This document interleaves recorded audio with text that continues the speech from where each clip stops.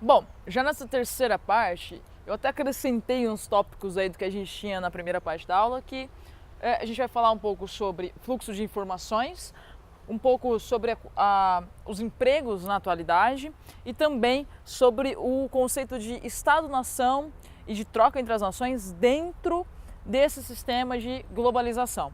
Veja, é importante a gente notar que as informações, de fato, correm muito mais rápido, né?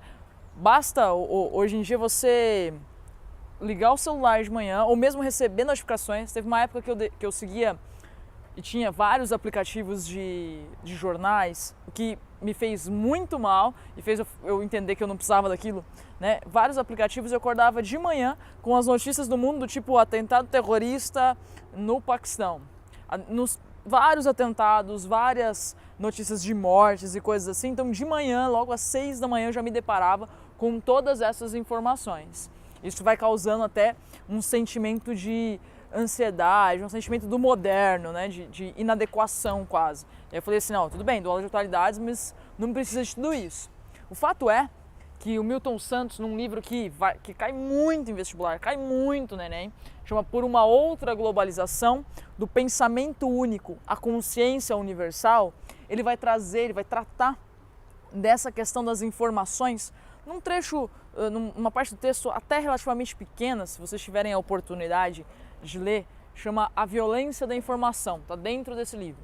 Ele vai falar que o que chega a nós hoje em dia, você pode acordar, não saber o que está acontecendo com o seu vizinho, mas já na cama acessar a informação que aconteceu do outro lado do mundo. E o que chega para nós é uma notícia.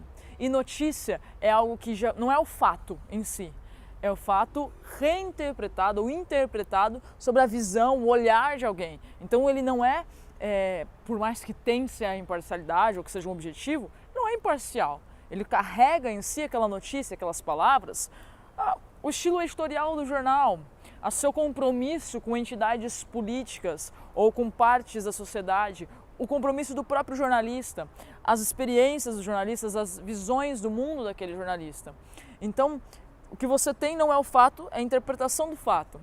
Mas o grave não é isso. O grave é porque a informação tem um papel despódico, né? Se vocês se lembram, essa palavra déspota está ligado a algo absolutista, a algo impositivo, né? Nesse sentido, a informação, na atualidade, seu papel despódico se dá não só controlando os fluxos de investimento, né?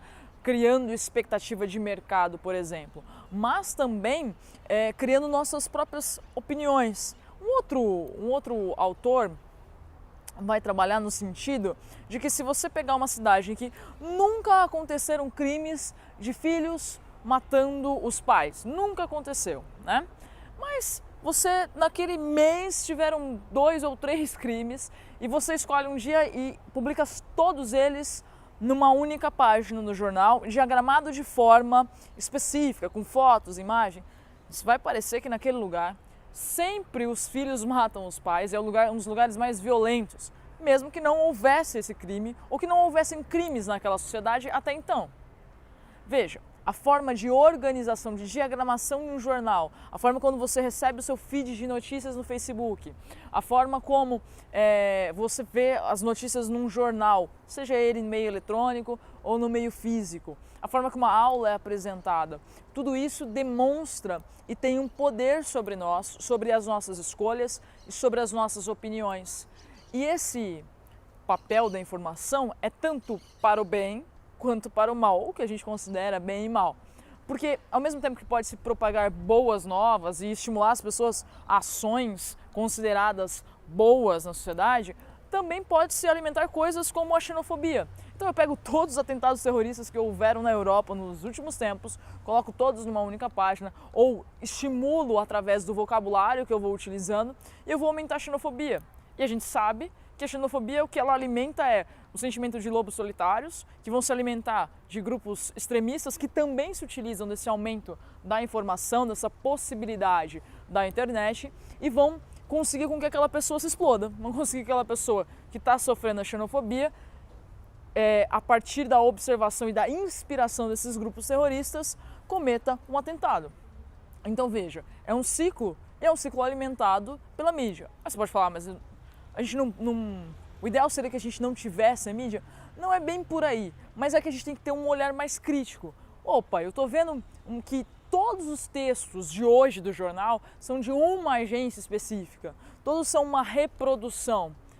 Que tal eu olhar para um outro olhar, né? Olhar para uma outra agência de notícias, olhar para um outro jornal do mundo, tentar procurar de uma outra forma, né? Ou ficar sempre com o pé atrás em tudo que a gente vê, em tudo que a gente ouve, para que esse papel da informação seja minimamente nocivo, porque nocivo ele é, de alguma forma, mas que ele seja minimizado, mitigado essa nocividade da informação. Além disso, é importante a gente perceber que eu tenho outras questões que vão permeando esse espaço de globalização, não necessariamente relacionadas, mas que vão permeando. Dentro da terceira revolução industrial, ou revolução, como eu disse lá no começo, técnico-científica, informacional, nós temos a automatização. O aumento da informática vai acabar gerando aí robôs, tudo bem? Esses robôs eles substituem algumas funções, principalmente aquelas funções mais imediatas das fábricas, né? Hoje tem profissionais da engenharia mecatrônica cuja função é ir numa empresa e analisar todos os funcionários que podem ser substituídos por um robô. Veja, a automatização gera um tipo de desemprego especial, que é o desemprego estrutural, né? Qual que é a diferença do desemprego estrutural e conjuntural? Mais uma vez para vocês, o desemprego conjuntural é aquele que se dá em determinado momento por uma crise, é uma diminuição do mercado, uma situação adversa, um desastre ambiental, sei lá, algo que é pontual e passageiro. Já o estrutural é o posto de trabalho que não vai voltar. No caso das fábricas de carros, por exemplo, todos aqueles postos de trabalho substituídos por robôs geraram desemprego estrutural, não vão voltar. E a tendência é que isso, nesse contexto, aumente cada vez mais, porque há quem diga que nós já estamos quase na iminência de uma quarta revolução industrial. Veja, o impacto disso se dá também sobre os empregos. Então, os empregos eles devem ser, ou para você conseguir um emprego, cada vez mais qualificado, né? Ou você trabalha em setores que movem a máquina, que programam ela, ou ainda nos setores que desenvolvem. Mas óbvio que essas funções elas são muito menores, com um número muito inferior de funcionários do que com relação àquelas ligadas à esteira produtiva, né? Então, de fato, nós temos um processo de desemprego estrutural. Além disso, como eu disse para vocês, eu ia terminar com um pouquinho do ponto da relação do Estado-nação com a globalização. É importante a gente pontuar que dentro desse cenário a gente tem um mito, o mito da aldeia global, que é o mito que você pode ir para onde você quiser, porque agora nós temos comunicação e transporte para todos nós e que você pode receber informações de todos os lugares, mas além disso você pode estar em todos os lugares. E aí o Milton Santos, naquele mesmo livro, a aldeia global inclusive é um conceito da geografia de um cara chamado McLuhan, mas o Milton Santos vai criticar. Ele falou assim, fale sobre a aldeia global com um mexicano que tenta entrar nos Estados Unidos. As fronteiras nacionais, que a princípio pareciam que iam se diluir, começam a se reforçar, a serem ainda maiores. É nesse cenário que a gente encontra a expressão choque de civilizações, que só serve, na verdade, para disseminar o ódio. É com base no argumento de choque de civilizações que a Al-Qaeda fez o atentado ao World Trade Center, por exemplo. Porque ele fez um atentado anti-ocidentalização. Olha, os Estados Unidos estão cada vez mais aqui no Oriente Médio, nós estamos cada vez mais com hábitos ocidentalizados por causa da tal da globalização. Logo, diante desse choque de civilizações, nós temos a questão do atentado terrorista. O atentado terrorista, e dentro desse cenário também, nós temos a xenofobia. Ora, não vou deixar o aumento da fronteira, né? Não vou deixar ninguém entrar, porque senão vai ter atentado terrorista. E a xenofobia, ela está dentro da esfera do mito da aldeia global. Obviamente, faz essa relação. Ao aumento do nacionalismo. Só para contar um caso, lógico, você está lembrando aí da Europa, você está lembrando dos fluxos migratórios atuais. Aqui no Brasil nós também somos xenófobos, principalmente com relação aos povos da América, eu já disse isso para vocês. Mas no caso da Suíça, por exemplo, há partidos que se elegem basicamente com um viés, um discurso nacionalista xenófobo.